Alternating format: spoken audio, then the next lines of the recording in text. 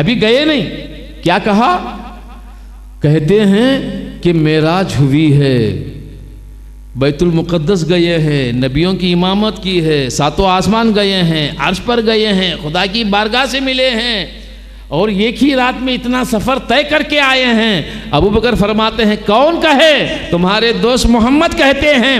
تو صدیق اکبر کا ایک قدم اندر ہے تو دوسرا قدم چوکھٹ کے باہر ہے. یہ بات سن کر وہیں پر کہتے ہیں صدقت یا رسول اللہ، جو رسول کہتے ہیں وہ سچ ہے، صدق ہے، میں یقین کرتا ہوں، میں مانتا ہوں، برحق ہے.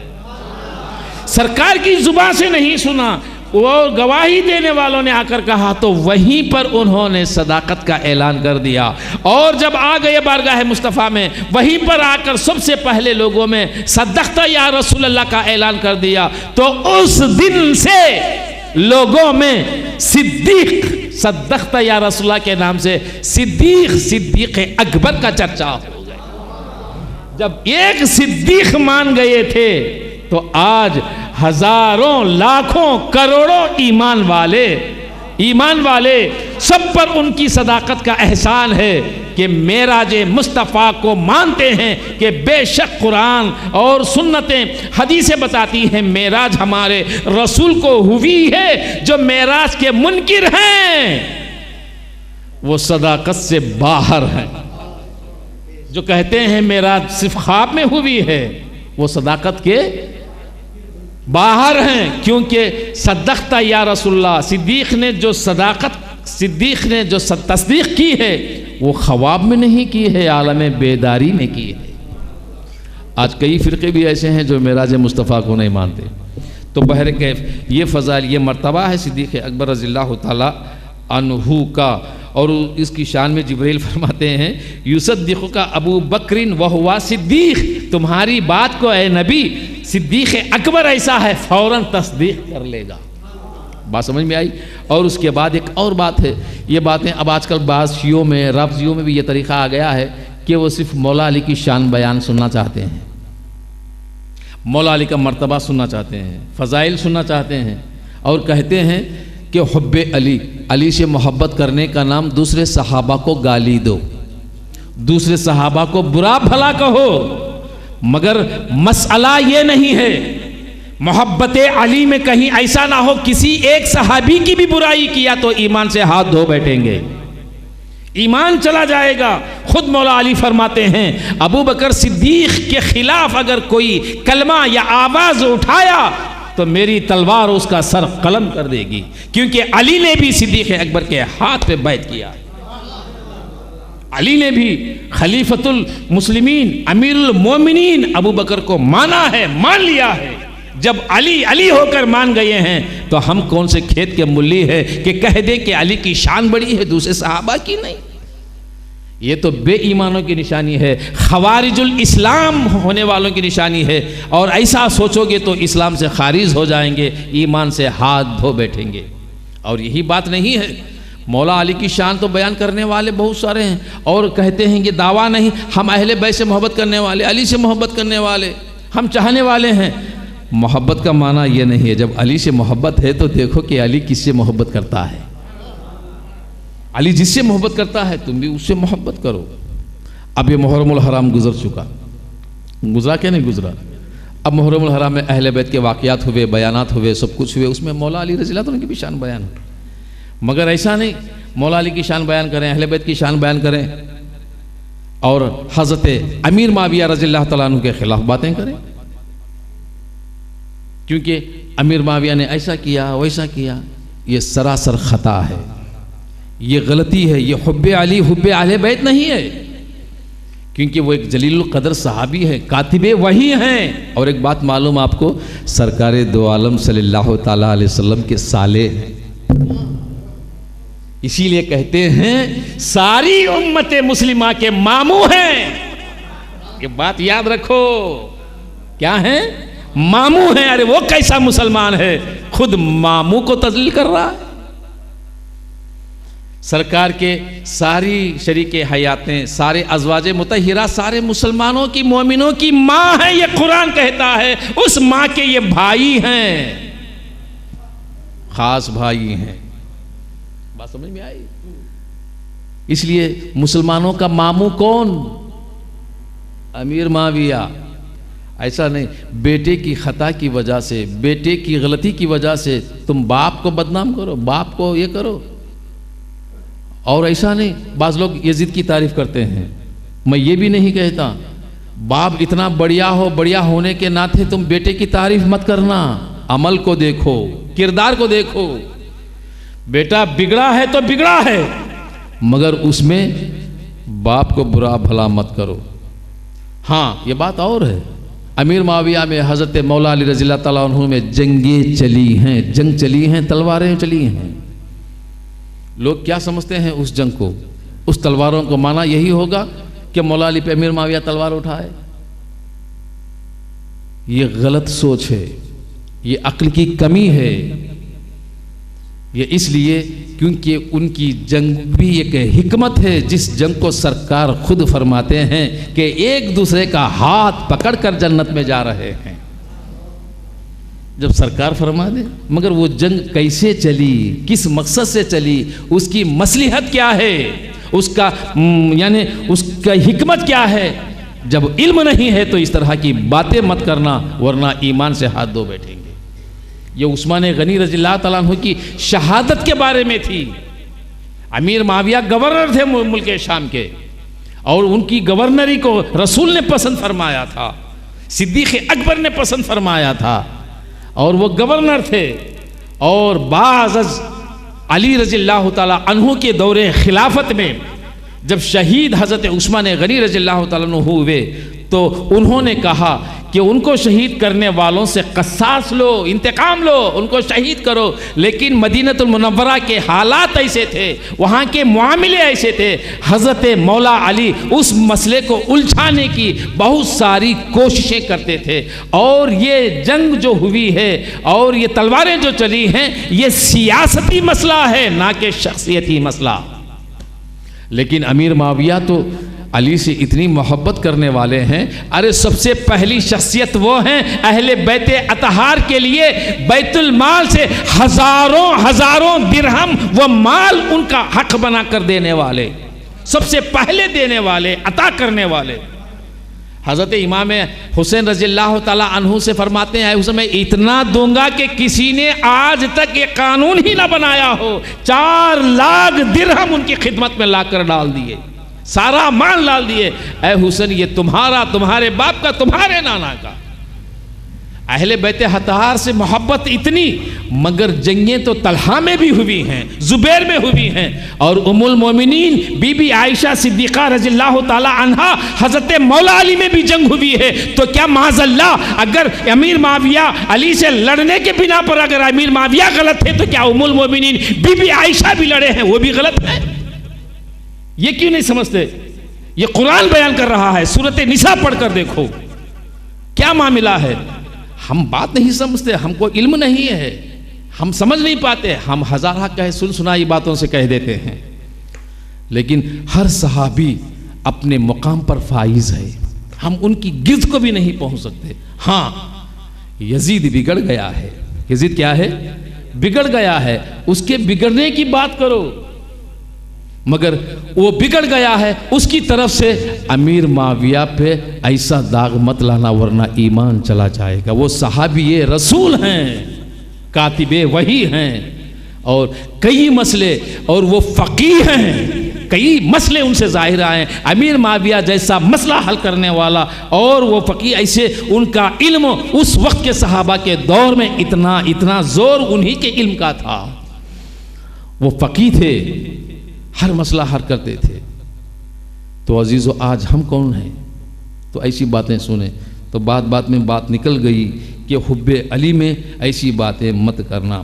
اور دوسرا معنی تصدیق کا یہ ہوا والذی جاء، اب قرآن مجید صدیق اکبر کی شان بتا رہا ہے، والذی جاء بالصدق والصدق بہ اولئک هم المتقون.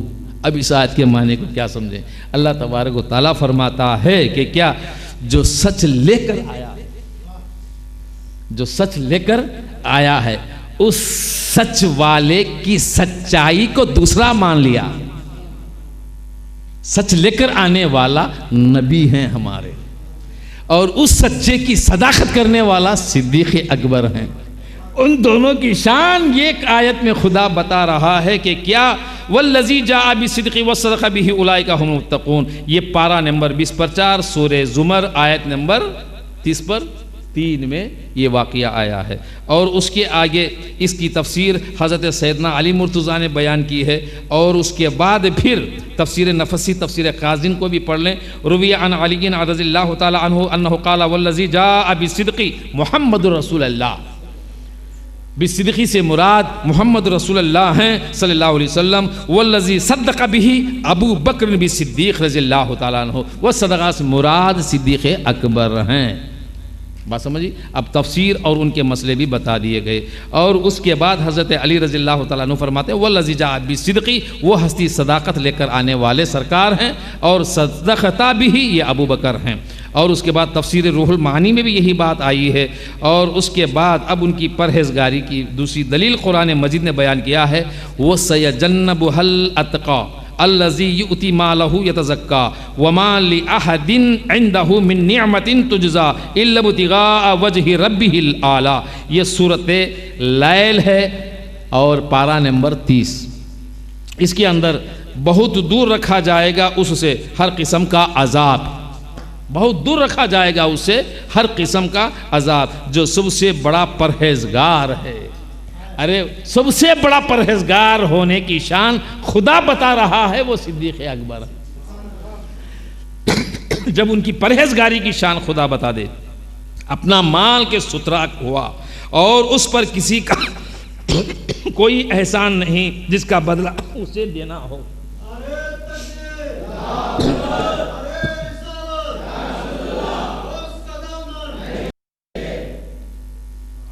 بات سمجھ میں آئی؟ جس کا بدلہ اسے دینا نہ ہو، صرف اپنے رب کی رضا چاہتا ہو جو سب سے بلند ہے. یہ سب سے بڑا پرہیزگار ہے، ہر عذاب سے دور ہے، ہر سزا سے دور ہے. اور یہ اپنا مال کا حساب کسی سے دینا نہیں ہے، دینا نہیں ہے. اور اللہ کی رضا چاہتا ہے، رسول کی رضا چاہتا ہے. یہ شان نزول اس آیت کی حکمت یہ ہے، جب سرکار کی بارگاہ میں اپنا سارا مال لا کر ڈال دیا، سب کچھ ڈال دیا، تو وہ شان یہ تھی کہ سرکار نے فرمایا اے صدیق اتنا سب کچھ لا کر ڈال دیے، کتنا بڑا احسان ہے. اس بات پر صدیق اکبر کے آنسو نکل آئے اور کہے یا رسول اللہ میں کیا ہوں، یہ سب کچھ تو آپ کا ہے، یہ سب کچھ تو آپ کا ہے، میں تو صرف آپ کی رضا چاہتا ہوں. تو صدیق اکبر نے مصطفیٰ کی رضا کہا تو اللہ فرماتا ہے میری رضا کے خاطر ہے.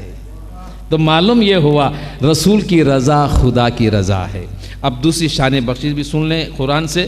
ان الذین یغضون اصواتهم عند رسول اللہ اولئک الذین امتحن اللہ قلوبهم للتقوی لهم مغفرۃ واجر عظیم. اب آواز کے بارے میں ذکر آیا. پہلے لوگ جیسا چاہے ویسا بلاتے تھے، لیکن اللہ کو گوارا نہیں ہوا. اللہ نے فرمایا کہ لوگوں تمہاری آوازوں کو نیچی کرو، آہستہ بلاؤ، دھیمی آواز سے بلاؤ، نظریں جھکا کر بلاؤ. یہ کوئی اور نہیں ہے، تمہارا رسول ہے، ادب کرو، احترام کرو. جب یہ آیت نازل ہوئی آوازیں سب کی پست ہو گئیں، آوازیں سب کی.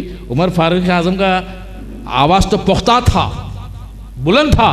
جب سے یہ آیت نازل ہو گئی کئی صحابہ رونے لگے، کئی صحابہ تڑپنے لگے. ہائے ہم نے رسول کے سامنے آوازیں بلند کر کے بڑی بڑی آوازوں سے پکارتے تھے، باتیں کرتے تھے، کہیں ہمارے اعمال تو نہیں چلے گئے، کہیں ہمارے یہ تو نہیں ہو گئے. اس دن سے سارے صحابیوں کی آوازیں کم ہو گئیں، دھیمے ہو گئیں. اور یہی قرآن فرماتا ہے لا ترفعوا صوت النبی، اے لوگو رسول کی آواز سے اونچی آواز مت کرو ورنہ تمہارا ایمان چلا جائے گا، تمہارے اعمال اکارت جائیں گے. تو یہ ادب رسول کا ادب رسول نے نہیں سکھایا، خدا نے سکھایا. آج لوگ کہتے ہیں تانے دینے والے، رسول نے شخصیت پرستی سکھائی ہے، اور میں کہتا ہوں توبہ کرو، استغفار کرو اور گناہوں سے معافی مانگو کہ رسول شخصیت پرستی نہیں ہے، کہ اللہ نے ان کے مقام کا ادب خود اللہ نے سکھایا ہے۔ سورہ مجادلہ پڑھ کر دیکھو، سورہ احزاب پڑھ کر دیکھو، سورہ انبیاء پڑھ کر دیکھو، قرآن مجید میں ہر جا بجا رسول صلی اللہ تعالی علیہ وسلم کا ہر اداؤں کا ادب و احترام سکھایا ہے، اور ایسا سکھایا ہے کہ میرا رسول جب اشارہ کرے تم جس حالت میں بھی ہو فوراً حاضر ہو جاؤ، اگر نہیں ہوئے دیر کر دی تو اس سے بھی ہاتھ دھو بیٹھیں گے۔ اسی لیے ایک صحابی ہیں جن کا نام حضرت حنظلہ، جس کا نام کیا ہے؟ ان کا حنظلہ ہیں۔ وہ حالت جنابت میں تھے، کل ہی نکاح ہوا تھا، رات پہلی تھی، وہ دلہن کے بستر پہ تھے، سرکار نے اشارہ فرمایا، آواز دی تو اسی بستر سے بغیر غسل کیے اٹھ کر سرکار کی بارگاہ میں چلے آئے۔ جب چلے آئے تو سرکار نے فرمایا چلو نکلیں جہاد کو، تو اسی حالت میں جہاد کو چلے گئے۔ پھر گھر کی طرف، کمرے کی طرف، دلہن کی طرف پلٹ کر بھی نہیں دیکھا، اور سوچا بھی نہیں کہ کل رات میرا نکاح ہوا تھا، دلہن ہے، جائیں تو کیا ہوگا، اور اسی طرح نکل گئے، اور جب گئے جہاد میں، جنگ میں گئے، اور وہ شہید ہو گئے۔ اب جب جنگ فتح ہو گئی، ختم ہو گئی، سرکار دو عالم صلی اللہ تعالی علیہ وسلم ڈھونڈ رہے ہیں سارے شہیدوں میں، زندوں میں تلاش کیا، کہیں حنظلہ ہے؟ سارے زندے ہیں، دیکھو حنظلہ کہیں ہے؟ نہیں ملا۔ اور جہاں لاشیں پڑی ہیں ان لاشوں میں تلاش کیا، دیکھو کہیں حنظلہ کی لاش ہے، لیکن لاشوں میں بھی نہیں ملا۔ تو اب حنظلہ گئے کہاں؟ قسم خدا کی، رسول کریم تلاش کر کے جب نظریں آسمان پر اٹھا کر دیکھا، دیکھتے ہی مسکرا پڑے۔ صحابہ نے پوچھا یا رسول اللہ کیا بات ہے؟ مسکراتے ہوئے فرمائے کہ اے لوگو، حنظلہ نہ زندوں میں ہیں، حنظلہ نہ شہیدوں میں ہیں، حنظلہ آسمانوں میں ہے، دیکھو فرشتے ان کو غسل دے رہے ہیں، غسل دے رہے ہیں۔ غسیل الملائکہ، اس دل سے ان کا لقب ہو گیا۔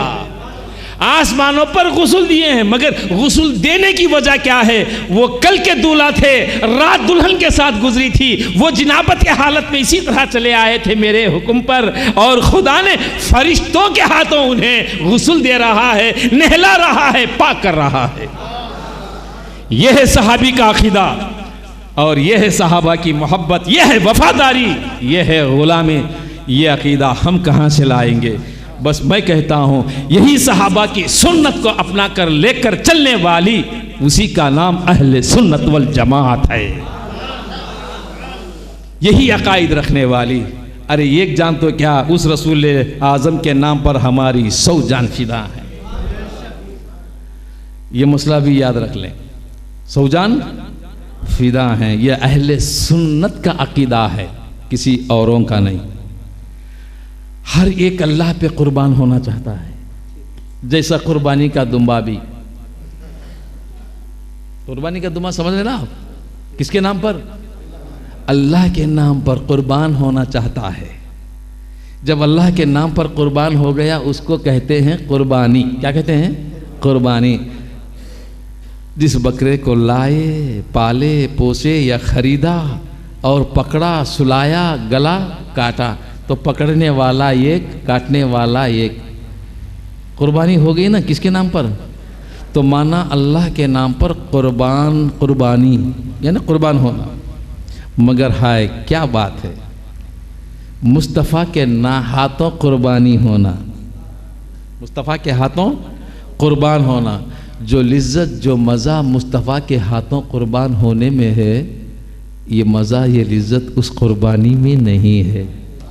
ارے دیکھو مینا میں سرکار دو عالم صلی اللہ تعالیٰ علیہ وسلم ہاتھ میں چھرا لے کر آ رہے ہیں، ہاتھ میں چھرا لے کر آ رہے ہیں، اور ہاتھ میں چھرا لے کر جب آئے تو انسانوں کی نظر نہیں بلکہ جانوروں کی نظر سرکار پر پڑی، سارے اونٹوں کی نظر سرکار پر پڑی۔ جب دیکھا سارے اونٹوں نے سرکار گلا کاٹنے کے لیے ہاتھوں میں چھری لے کر آ رہے ہیں، بغیر کسی پل کے دیر کے ہر اونٹ سوتا گیا گردنیں پھیلاتا گیا، سوتا گیا گردنیں پھیلاتا گیا اور کہتا گیا یا رسول اللہ پہلے مجھے ذبح کرو، پہلے مجھے ذبح کرو، پہلے مجھے ذبح کرو۔ میں کہتا ہوں مسلمانوں، ان جانوروں کو جتنی محبت، جتنا عقیدہ رسول کے ہاتھ پر ذبح ہونے کا ہے، ہم رسول سے محبت کرنے کا اتنا بھی عقیدہ نہیں ہے۔ یہ عقیدہ محبت ان جانوروں سے سیکھیں۔ بات سمجھ میں آئی؟ تو اللہ تبارک و تعالیٰ توفیق عطا فرمائے۔ باتیں تو بہت ہیں، انشاءاللہ تبارک و تعالیٰ اگلی نشستوں میں بتایا جائے گا، اور یہ بات کو اچھی طرح یاد رکھ لیں کہ اگلے انشاءاللہ زندگی باقی رہی، اگلے ہفتہ اگلے اتوار بھی اسی جگہ پر نشست سوم، یعنی حضرت عمر فاروق اعظم اور عثمان غنی رضی اللہ تعالیٰ عنہ کی شان بیان ہوگی انشاءاللہ تبارک و تعالیٰ۔ میں سب سے یہی چاہتا ہوں کہ آپ سب وقت پر تشریف لائیں، اور یاد رکھیں آپ اکیلے نہ آئیں، ساتھ میں اوروں کو بھی لائیں۔